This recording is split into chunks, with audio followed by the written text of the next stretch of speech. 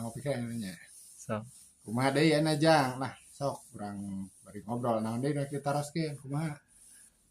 jadi kieu ngabahas tadi katitisan Prabu Siliwangi sareng Sajabina.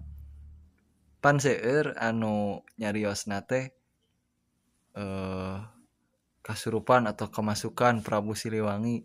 Tapi Heeh. nyariosna teh make bahasa Indonesia. Seueur pisan nu kitu teh. Heeh. Tah Nah, eta. upami menurut Abah eta kumaha, Abah? Heeh. Lamun eta mah rada ararane. Lamun nu nyurup atanapi nu nitisna bener bakal nepikeunna ge kudu make bahasa anjeunna nu jumeneng.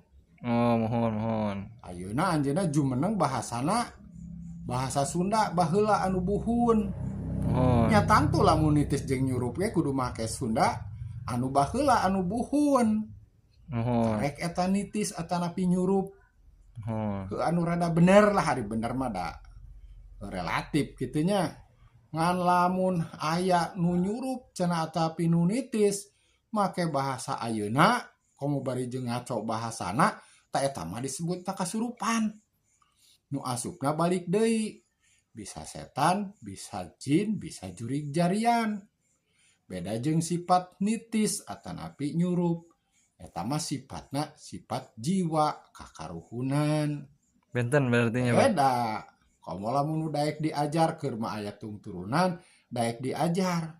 Nyurup teh bakal jeung surupna. Nepikeunna teh aya dina